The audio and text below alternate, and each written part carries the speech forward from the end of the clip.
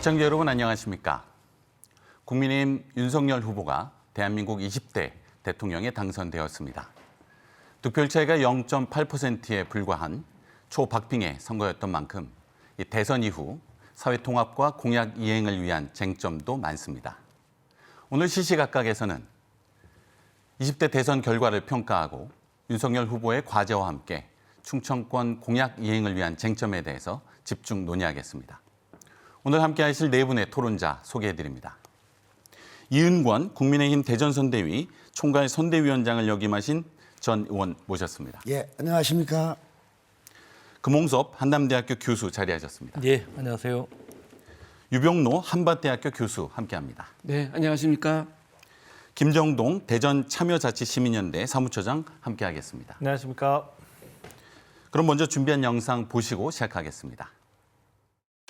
역대 선거마다 민심의 바로미터로 불려온 충청권이 충청의 아들을 자임한 국민의힘 윤석열 당선인을 선택했습니다. 윤석열 당선인은 대전에서 49.5%, 충남에서는 51%를 각각 얻어 충청 4위를 강조한 더불어민주당 이재명 후보를 앞섰습니다. 이 후보는 세종에서 51.9%를 득표해 충청권에서 유일하게 윤 당선인을 앞섰지만 판세를 뒤집기에는 역부족이었습니다. 지난 대선과 총선, 지방선거에서 민주당에게 승리를 몰아줬던 대전에서도 자정쯤부터 표 차이가 벌어져 결국 5개 모든 구에서 이겼습니다. 특히 충남에서는 신도시가 밀집한 천안 서북구와 아산만 빼고 모든 시군에서 큰 표 차이로 앞섰습니다. 지난해 정치에 뛰어든 직후는 물론 공식 선거운동 첫날과 마지막 날 등 그야말로 중요한 순간마다 충청을 찾으며 충청의 아들을 부르짖었던 만큼 충청 대망론에도 불이 붙었다는 분석입니다. 실제 대전보다는 윤 당선인 부친의 고향이 있는 충남에서 표심이 쏠린 것으로 나타났습니다. 정의당 심상정 후보는 충청권에서 2%대 표를 얻는데 그쳤습니다. 한편 이번 대선의 충청권 최종 투표율은 세종시가 80.3%로 호남권에 이어 전국에서 네 번째로 높았고 대전 76.7%, 충남은 73.8%로 각각 집계됐습니다. 사전 투표율이 역대 최고치를 기록해 투표율이 크게 상승할 걸로 예측됐지만 직전 대선과 비슷한 수준에 그쳤습니다. 시시각각 김지훈입니다. 네, 이번 대선에서 두 후보의 표 차이가 24만여 표로 그야말로 초박빙이었습니다. 아울러 대선과 함께 치러진 이 보궐선거에서는 이 국민의힘이 우세했는데요. 이번 선거 어떻게 보시는지 네 분께 공통 질문 먼저 드리겠습니다. 이은권 전 의원님. 예, 우선 목소리가 시원찮아서 죄송합니다. 듣는 우리 청취자 여러분께서, 시청자 여러분께서 불편하시지 않을지 모르겠는데 저는 단정적으로 말해서 이번 대선 결과를 어떻게 보느냐 이 문제는 정말 냉엄하게 얘기를 한다면 국민들께서 현 정부에 대해서는 엄중한 이렇게 해초리를 들었다. 저는 그렇게 말씀을 드리고 싶고 또한 당선자 측인 국민의힘에는 오만하지 말라, 독선하지 말라 이런 경고를 준 국민들의 심판이다.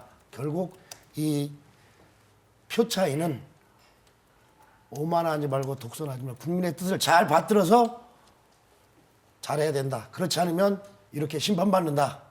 라는 경고를 준 거라고 생각을 합니다. 네. 자, 금홍석 교수님. 예. 뭐 결론적으로 보면 정권 심판론이냐 아니면은 정권을 연장하는 유지하는 그 두 가지 논리가 첨예하게 붙은 그런 선거였다고 보고요. 뭐 많은 분들이 늦게까지 아마 반잠 설쳤을 거라고 보는데 저도 마찬가지고요.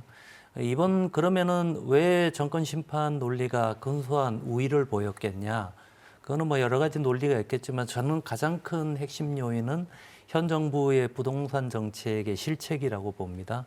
근데 국정을 운영하다 보면 부동산 정책과 관련해서는 사실 수만 가지 중에 하나라고 저는 보거든요. 협소하게 보는데 그럼에도 불구하고 이번에 많은 국민들이 현 정부가 잘못한 이 부동산 정책에 대해서 이렇게 따끔하게 대선판, 특히 미래를 결정하는 대선 투표 결과에서 야당 후보에게 손을 들어줬다라는 부분과 관련해서 보면 국정 운영의 복잡성, 복잡 미묘함 이런 것들에 대해서 다시 한번 저는 깊이 인식하는 계기가 됐고요. 또 하나는 저 좀 고민거리가 있더라고요. 뭐 미국이든 또 최근 우리나라 선거판 그 대통령 선거 추이를 보면 한 10년 주기론, 미국 같은 경우는 8년 주기론으로 여야 정치가 이렇게 바뀌고 하는데 그게 정치의 견제와 감시를 통해서 정치 발전과 또 국가 발전, 민주주의 발전을 이끌어냈던 거죠.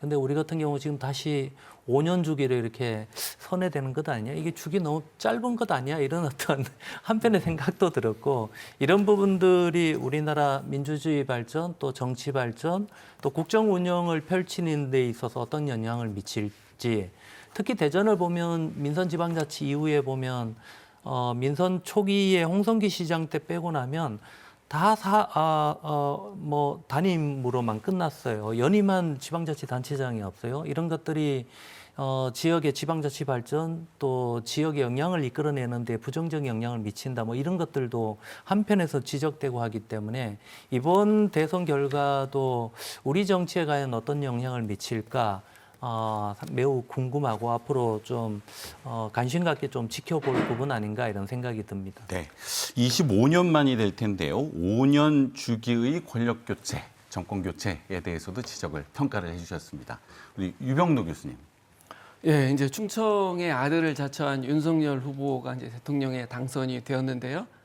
전체적으로 선거의 그 투표율을 보면 뭐 우리 충청 지역이 한 5% 정도의 더 지지를 보여준 건 분명하지만 과거 지역구도에 편승했던 호남과 영남에서 나왔던 후보들이 가지고 있는 지역구도의 편차에 비하면 사실 뭐 우리 충청도에서 어떤 충청도이기 때문에 뽑아줬다 이런 것보다는 공정하고 냉엄하게 판단을 해주신 거다 이렇게 생각이 되고요.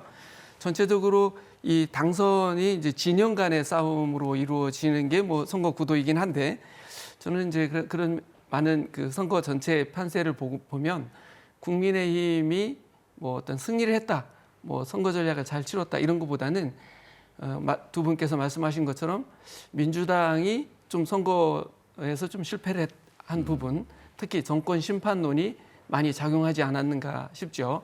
초창기에는 과거에는 선거의 구도가 대개 이제 민생, 일자리 이런 경제 문제를 가지고 경제 성장이 좀 필요한 시기에는 일자리가 많이 만들어져야 되는 시기에는 약간 보수당에 투표했고 또 약간 이제 복지라든지 분배가 필요할 때는 민주당 쪽에 진보 진영에 투표를 했는데 이번에도 뭐 약간 그런 것도 결과적으로는 통용이 됐지만 초기의 촉발 요인은 문재인 정부가 촛불 정부로 출발을 했는데 공정과 상식, 뭐 조국 윤미향 사건 이런 부분을 대하는 태도에서 사실은 이제 민심이 좀 동요하기 시작했고 결과적으로 이제 부동산 문제, 일자리 문제로 확 번지면서 정권 심판론으로 큰 주류가 흐르지 않았는가 이렇게 생각을 합니다. 네, 우리 사무처장님.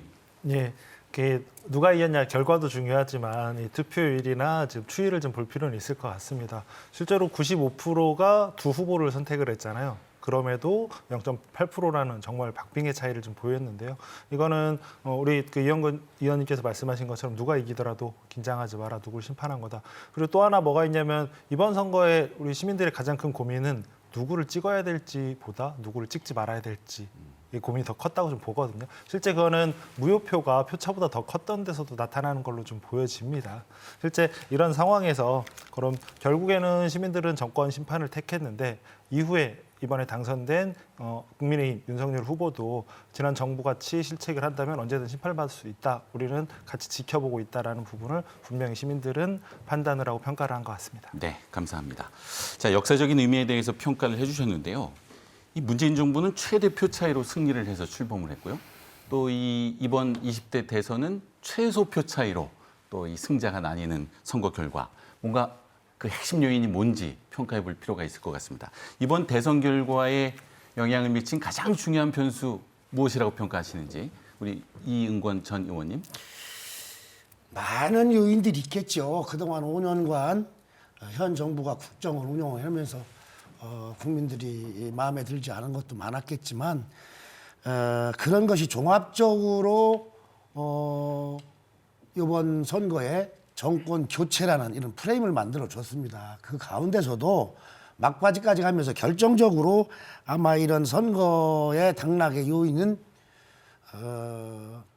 그래도 60대, 70대의 연령층에서 더 많은 걱정을 해주지 않았나. 그래서 0.8%라는 근소한 차이로 정권 교체를 이루어 주셨다. 저는 그런 생각을 가지면서 어른들께서 나라 걱정을 많이 하셨다. 저는 그런 생각이 듭니다. 네. 세대 투표 요인을 지적해 주셨는데요. 금홍석 교수님 어떻게 보십니까? 뭐 25만 표 차이밖에 나지 않기 때문에요. 아무 말 잔치 원인을 들이대도 다 맞는 진단일 거라고 저는 생각이 들어요. 그렇지만 지금 전체적으로 지역별, 세대별 뭐 투표 경향 이런 것들이 예전에 비해서 크게 바뀌었다 이렇게 얘기할 수 있는 부분은 저는 좀 별로 없지 않나 이런 생각이 들고 그런 점에서 보면 가장 결정적이었던 요인 저는 두 가지 꼽고 싶은데 첫 번째는 앞에서도 언급됐던 서울의 부동산에 대한 서울 시민들의 분노의 민심 또 분노의 투표 이런 것들이 결국 이번 선거에 가장 큰 영향을 미쳤다고 봐요. 실제 그 투표율을 보니까 서울 시민들이 전국 평균보다도 훨씬 높은 투표율을 보였고 반면에 이재명 지사 지지율이 높은 경기도나 인천 같은 경우는 전국 평균보다 상당히 낮은 투표율을 보였더라고요. 이런 것들만 보더라도 부동산이라는 서울 민심이 분노의 투표를 했기 때문에 이번 선거 결과에 가장 큰 영향을 주지 않았나 이런 생각이 들고요. 저는 두 번째는 이거는 뭐 우리 국민의힘 쪽 계시는 분들은 동의하시지 않겠지만 제가 바라보는 시각으로는 네거티브 선거 전략도 저는 한몫을 했다라고 봐요. 이거는 국민의힘 입장에서는 선거운동 전략이 성공한 걸로 비춰지지만 저처럼 간평자, 평가자 입장에서 바라봤을 때는 이 선거운동 방식도 상당 부분 이번에 영향의 큰 요인이 되지 않았겠나 저는 그런 생각도 듭니다. 네. 유병노 교수님. 저는 뭐 네거티브로 일관된 선거였던 거는 맞는데 네거티브 선거가 실제 득표에 영향을 미치는 것은 크지 않았다. 네거티브는 초창기에 자기 진영들을 결집시키는 데는 굉장히 역할을 했지만은 부동표들의 표심을 움직이지 못했다. 이렇게 저는 생각을 해요. 왜 그러냐면 대장동 이슈 이런 것들이 굉장히 큰 선거의 큰 이슈였는데 그런 부분 때문에 부동층이 많이 움직이지 않았고 또 반대로 민주당 후보는 주술 문제라고 하는 거를 끌고 이제 대장동에 맞섰는데 뭐 이것들은 큰 영향을 미치지 않은 거 아닌가. 왜 그러냐면 이제 세대별로 보면 40, 50대의 세대들은 견고하게 그 민주당 쪽에 지지를 했고 또 오히려 이 네거티브 전략 때문에 이제 노령층에서 조금 더 투표에 더 집중한 부분이 있는 반면에 20대, 30대들은 그런 지역 구도나 진영 이런 논리에서 벗어나서 중도적 입장을 많이 취했거든요.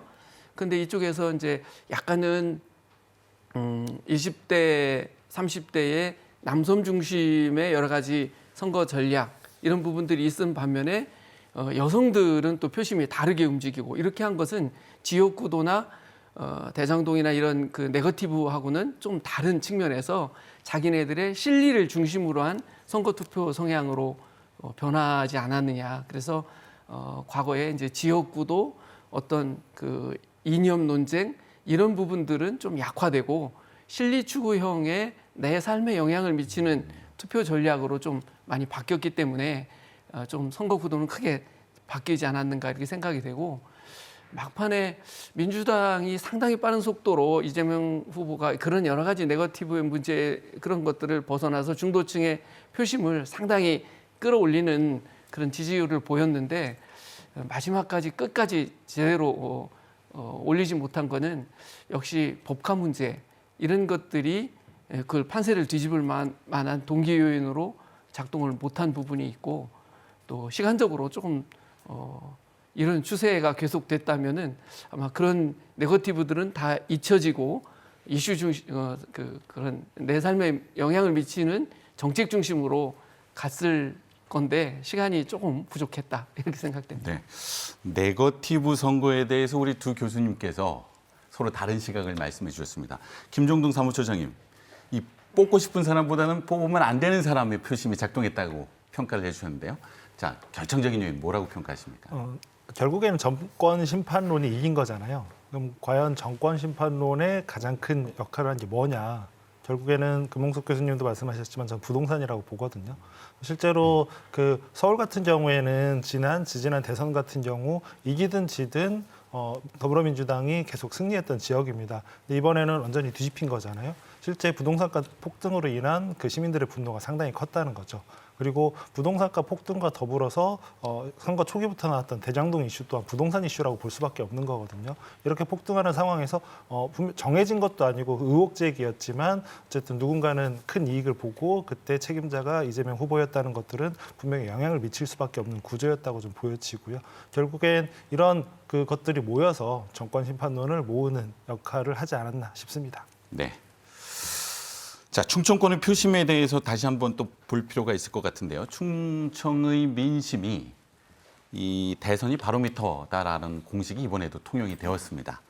이 세종을 제외하면 대전 50%, 충남 51%, 충북 51%로 윤석열 당선인이 우세했습니다.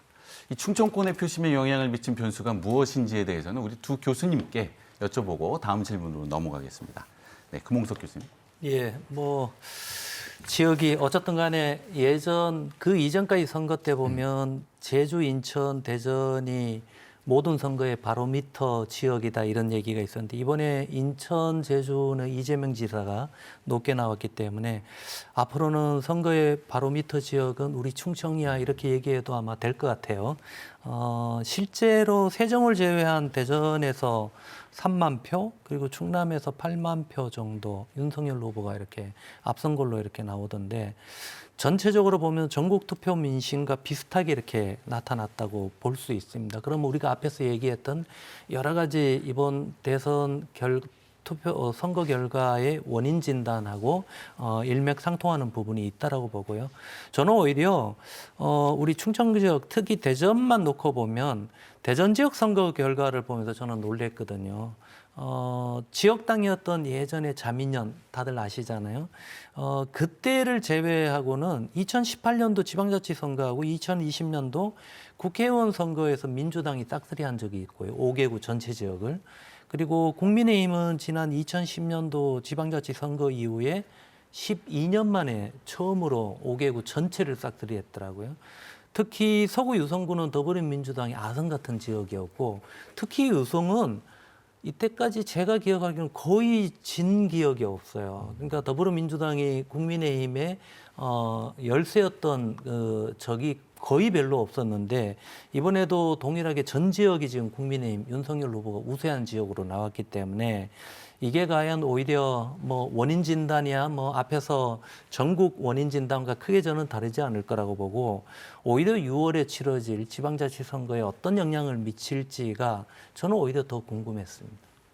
네, 유병도 교수님 어떻게 평가하십니까? 저도 뭐 그 큰 틀에서는 충청이 지역 구도에 크게 흔들리지 않고 그 중재자의 역할 이런 중도적인 역할에서 표심이 움직였다고 보고요.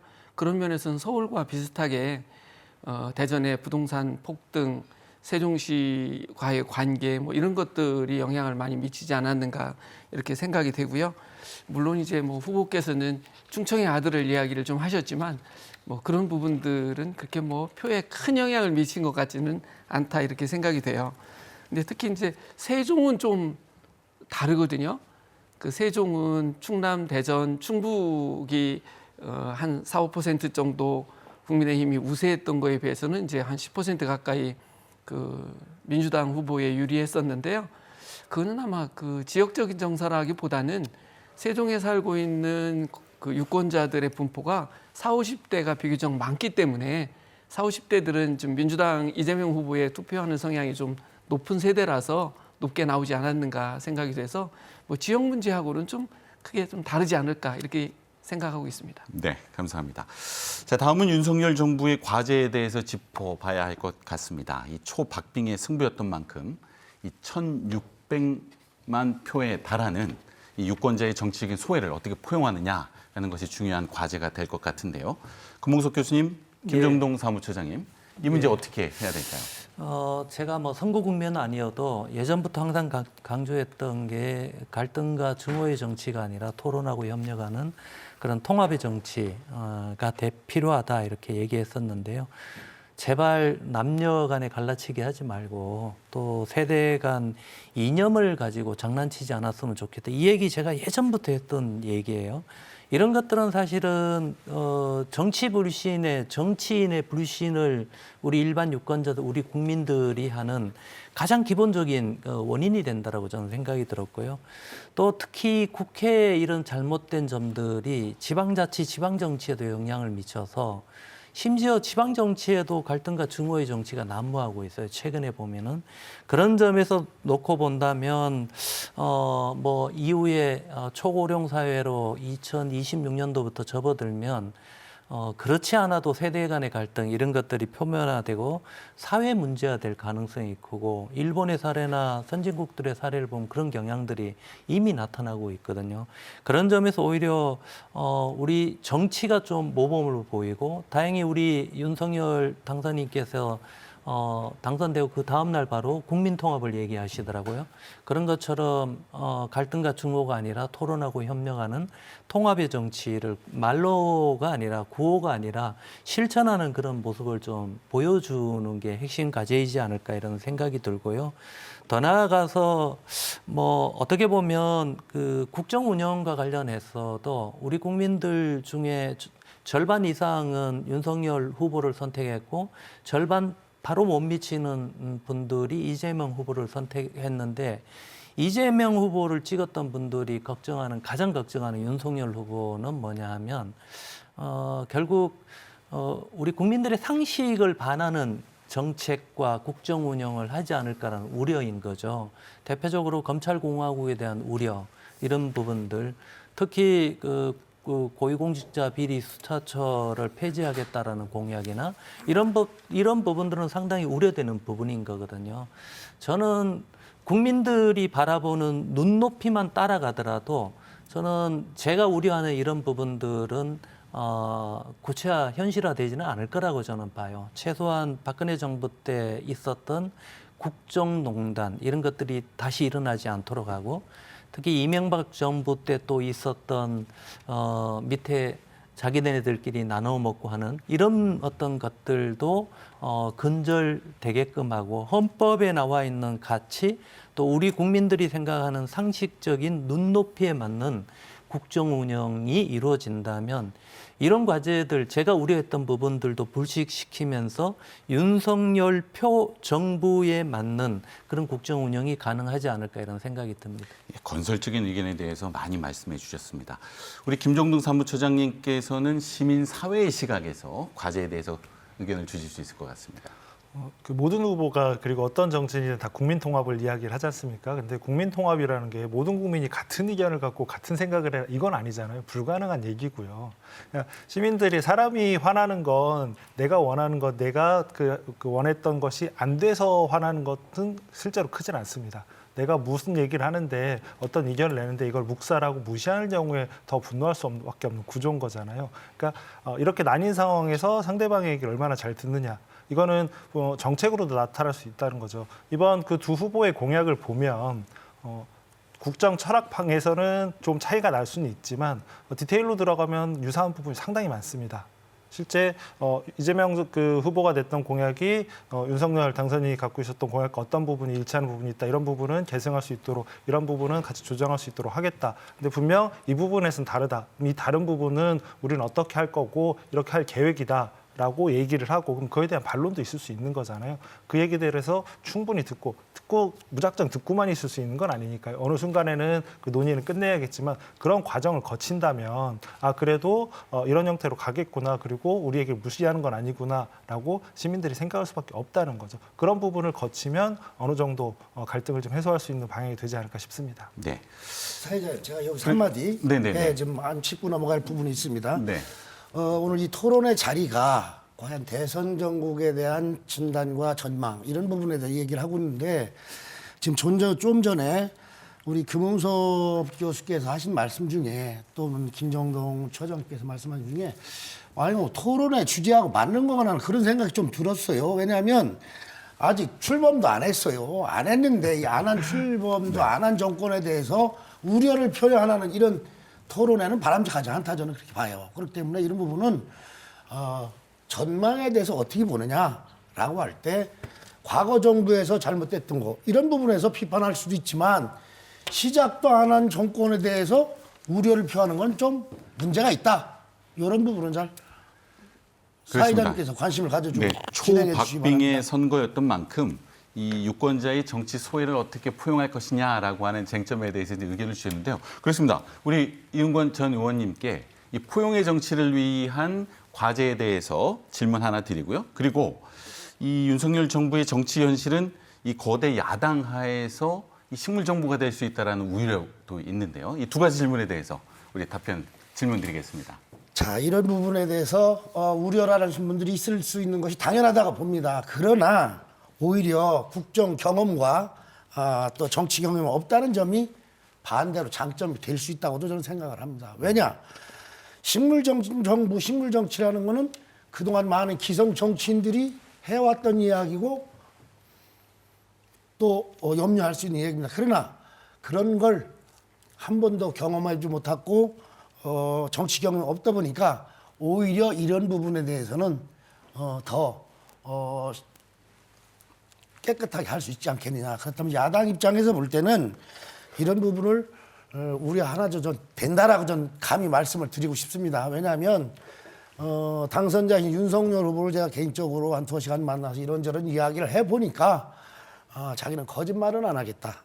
또 협치가 안 되면 이 상황에서는 나라를 끌고 없어지는 확고부동한 의지를 가지고 계시더라고요. 그렇기 때문에 엊그저께 기자간담회에서도 말씀을 하셨겠지만 아마 야당과 충분한 협의를 통해서 국정을 이렇게 끌고 나가신다면 이런 식물정부라는 얘기는 안 나오지 않을까 저는 그런 진단을 해봅니다. 네. 자, 연관해서요. 유병로 교수님께는 이 안철수 후보와의 후보 단일화 이후에 연정, 협치, 통합정부와 관련된 쟁점에 대해서 질문을 드리겠습니다.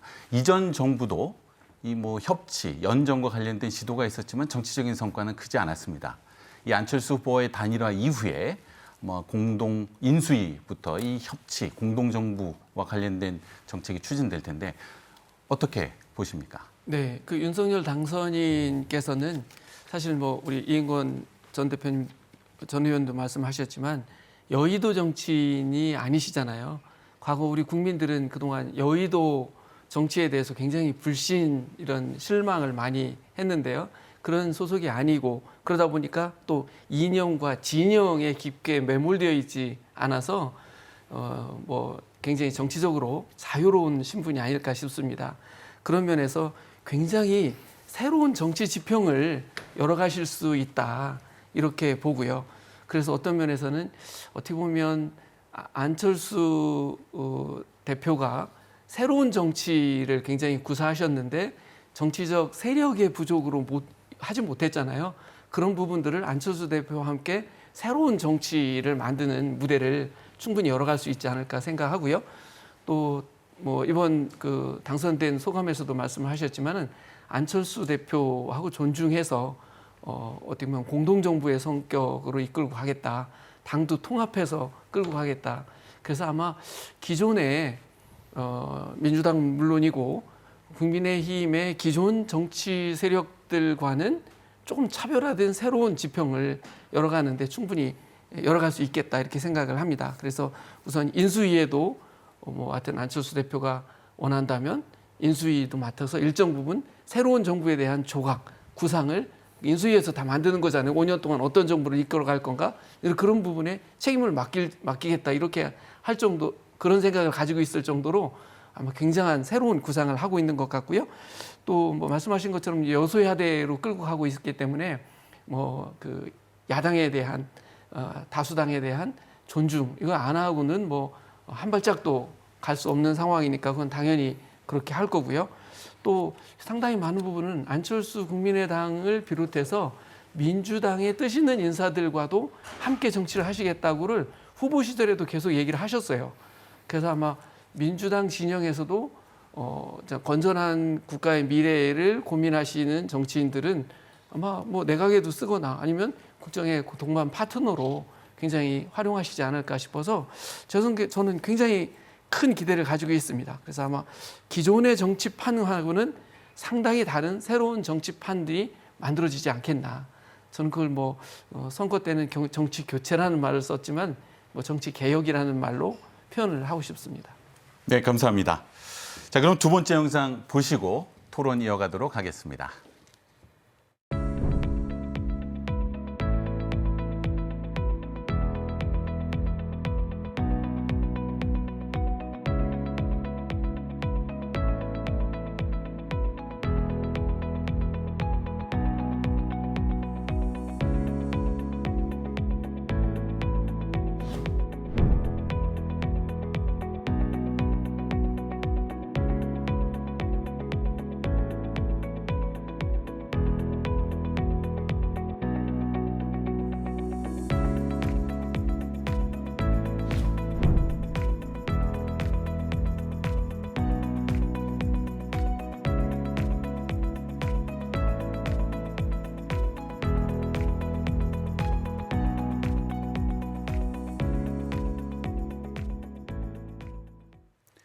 네, 이번 대선에서 이 충청권의 표심을 잡기 위한 공약 경쟁도 아주 치열했습니다.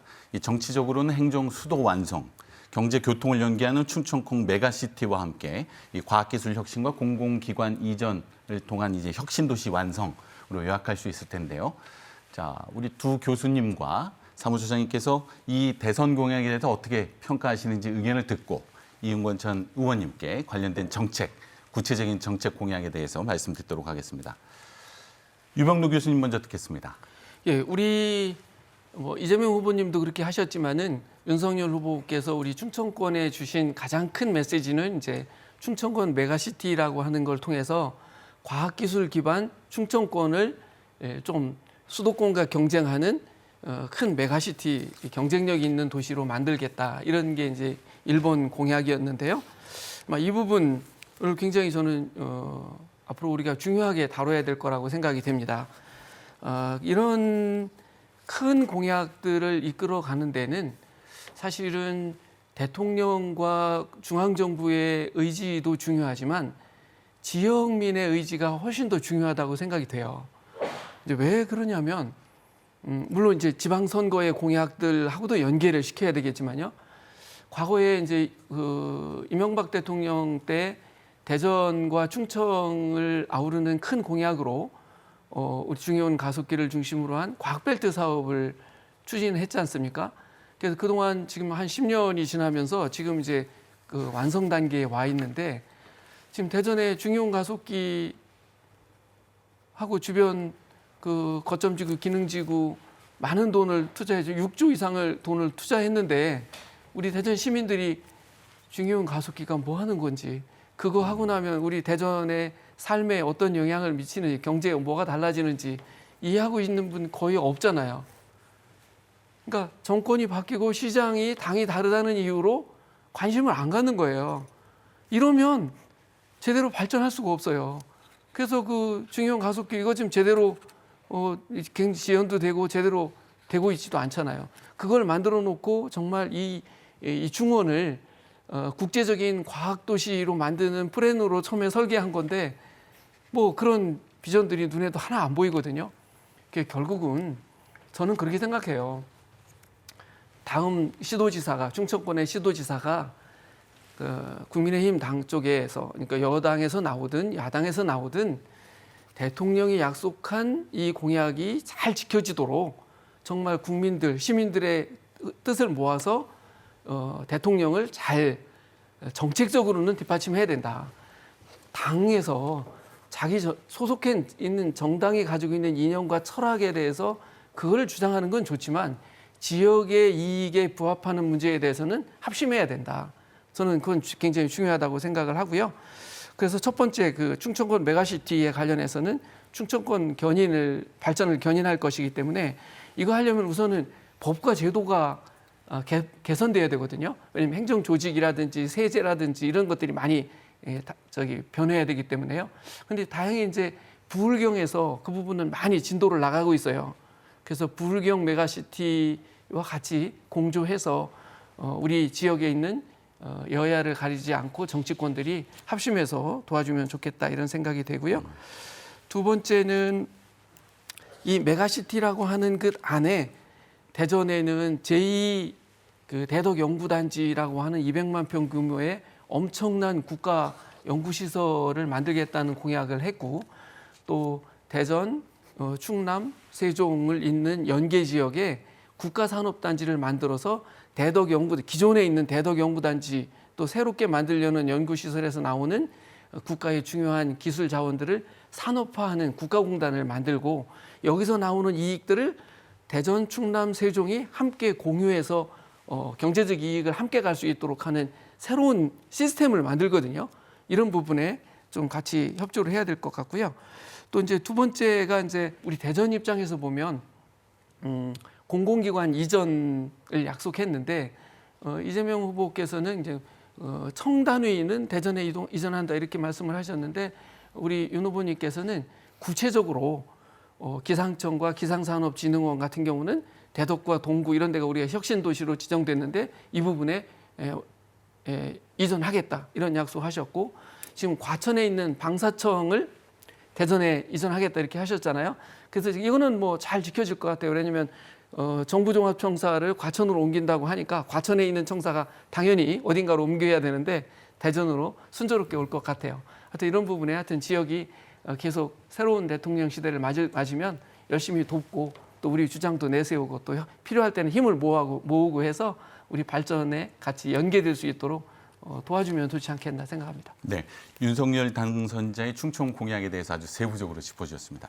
구몽석 교수님. 예, 그 윤석열 후보 포함해서 모든 후보들이 낸 지역 공약 같은 경우는 지방 정부가 충청권 협의체 차원에서 또 지방 정부가 제안한 걸 선별적으로 좀 다듬은 그런 경우라고 저는 보였고요. 그런 점에서 보면 오히려 윤석열 당선인의 공약이 이행될 수 있도록 지역에 영향을 모을 필요가 있고 특히 우리 지역에 굵직굵직한 현안들 중심으로 돼 있어요. 그런 점에서도 더더욱이 이행되도록 적극적으로 협조할 필요가 있죠. 또 상대적으로 제2연구단지 조성 같은 경우는 차별화도 있었고 특히 대전의 미래 먹거리를 준비한다는 점에서도 저는 상당히 의미가 있다라고 봐요. 좀 아쉬운 것도 있는데 공공기관 이전에 대해서 말씀하셨지만 윤석열 당선인 공약 같은 경우는 100여 개 수도권의 공공기관을 지방으로 이전하겠다고 했는데 그렇게 했을 때 충남혁신도시, 대전혁신도시 조성에 차질이 생길 수밖에 없어요. 그런 점에서 보면 좀 이 숫자를 이재명 후보가 얘기했던 것처럼 규모를 좀 늘리는 방법으로 적극적으로 공조 협력할 필요가 있지 않나 이런 생각이 들어요.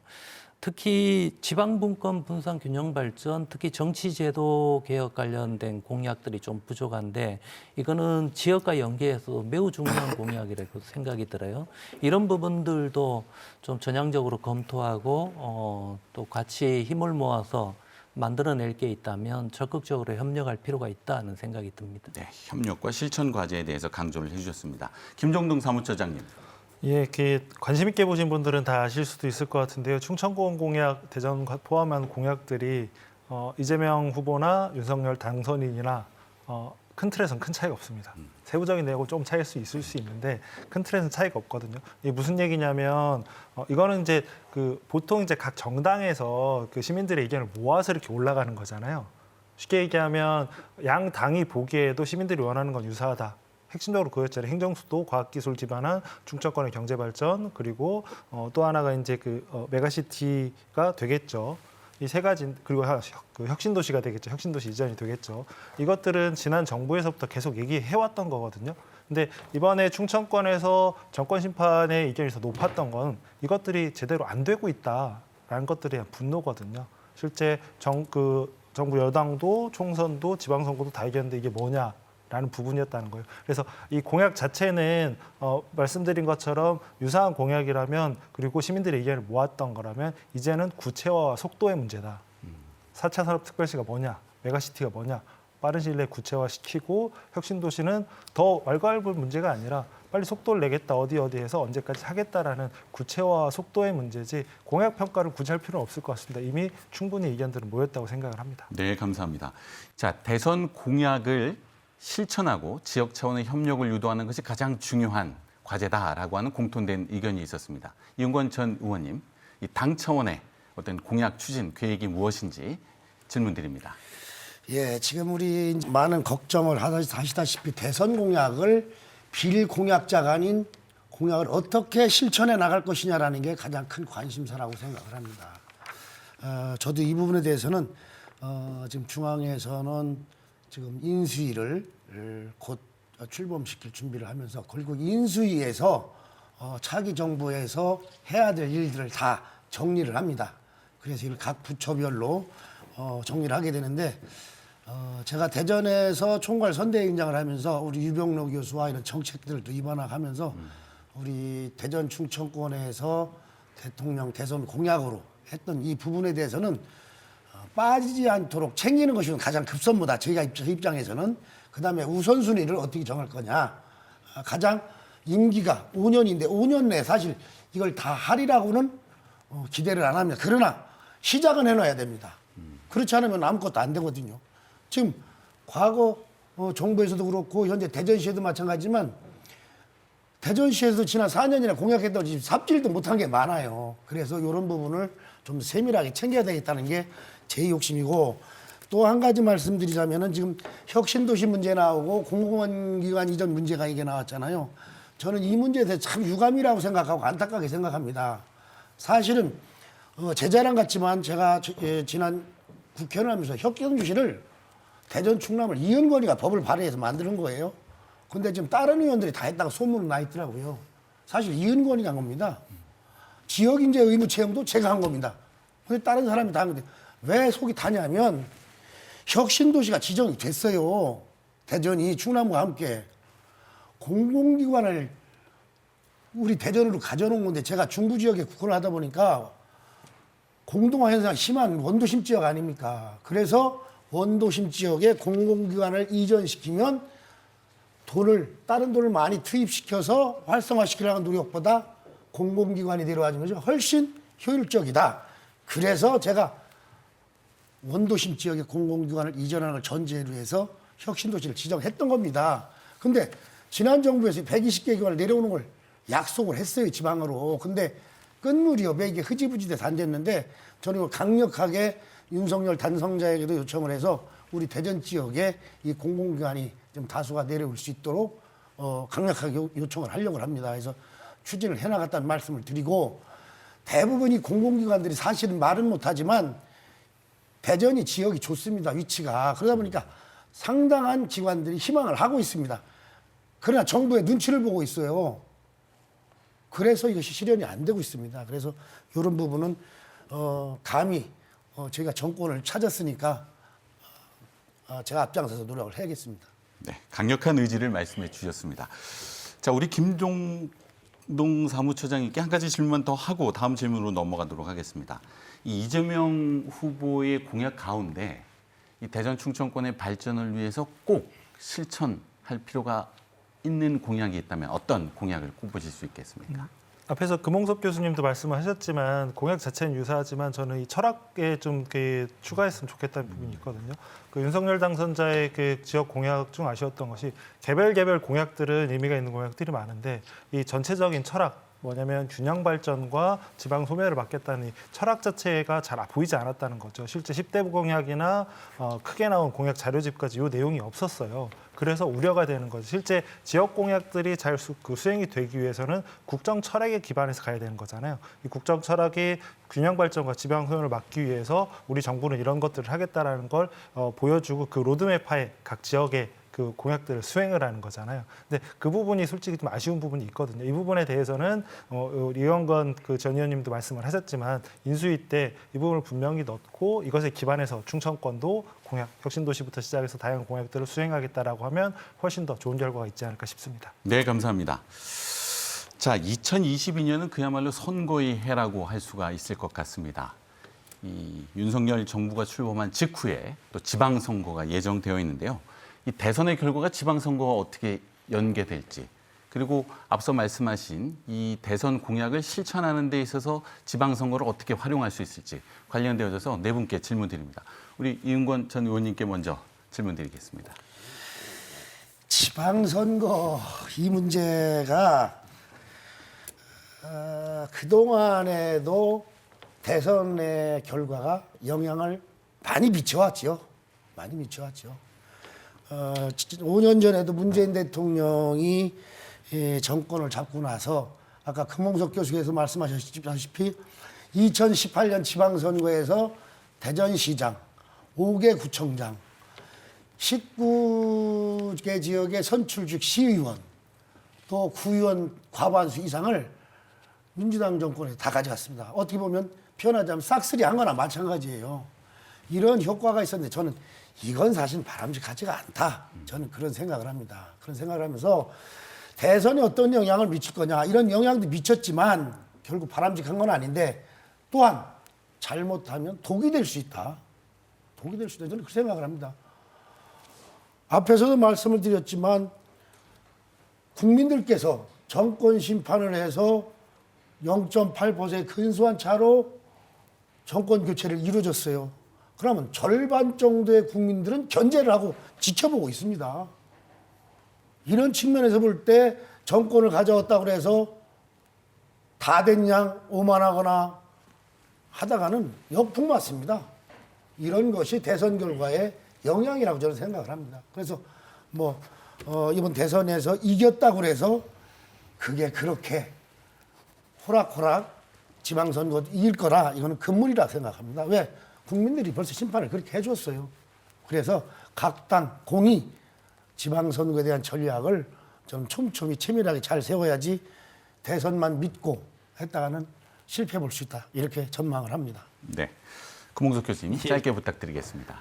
영향 안 받을 수 없을 것 같아요. 아까 독 얘기하셨는데 저는 이번에 이재명 후보가 당선됐었어도 이번 6월 지방자치 선거는 어떻게 될지 모르는, 워낙 지금 싹쓸이한 구조를 대전뿐만 아니라 전국이 지금 다 가지고 있기 때문에 그런 영향이 있을 거라고 봤는데요. 다만 우리 전 의원님 되게 조심스럽게 말씀하셨지만 우리 국민들이 한편으로 또 현명한 측면도 있어요. 대통령 후보 당선은 윤석열 후보가 당선시켰지만 지방자치 선거 때 과연 이번 선거 결과 흐름이 그대로 반영되고 투영이 될 거냐, 그거는 좀 지켜볼 필요가 있지 않나 이런 생각이 들고, 저는 지방자치 선거만큼은 특정 정당이 특정 지역을 전부 싹쓸이하는 구조는 지역민들을 위해서도 별로 도움이 안 돼요. 그런 점에서 선거제도 개선과 관련해서 좀 전향적으로 좀 검토됐으면 좋겠어요. 우리 전 의원님께서 좀 신경 좀 써주시면 좋을 것 같아요. 오히려. 예, 알겠습니다. 네, 유병도 교수님. 예, 저도 비슷한 생각인데요. 이번뿐만 아니라 그동안도 시도지사 선거는 다 이제 전임자가 어떻게 했는가에 대한 심판적 성격을 좀 가지고 있습니다. 그런 측면에서 이제 아까 금홍섭 교수님 말씀은 여야 어느 대통령 후보가 되더라도 시도지사 선거는 좀 약간 별개로 운영된다, 그런 말씀을 해주셨는데 저도 동의하고요. 그리고 우리 충청권은 이상하게도 시도지사가 거의 연임을 잘 안 시켜줬어요. 그래서 이제 그런 측면이 있고, 지금 대선하고 관련해서는 이은권 위원장님 뭐 연동되는 게 그리고 반드시 바람직한 거는 아닐 수도 있다. 뭐 그런 말씀도 조심스럽게 염려의 말씀을 해주셨는데 어쨌든 여당 프리미엄이 있는 건 사실이죠. 그리고 여당 프리미엄이 있어야 중앙 정치권에 있는 많은 국가 예산들을 지역에 흡수할 수 있는데 도움이 되니까 큰 뭐 영향이 있다고 생각됩니다. 네, 감사합니다. 김종동 사무처장님. 예, 이은권 전 의원님이나 좋은 말씀 해주신 것 같아요. 그 균형이나 이런 견제나 이런 부분은 정말 중요하다고 보고요. 그런 취지에서 그 지방선거를 하면서 이제 선거법 개정들을 통해서 다양한 정당, 다양한 그 생각을 가진 사람들이 들어올 수 있는 구조를 만드는 것을 정치 개혁에 대해서는 끝물이긴 했지만 그 양 후보 그리고 당선인까지 모두 이제 동일한 만큼 그거에 대해서 좀 속도를 냈으면 하는 바람이고요.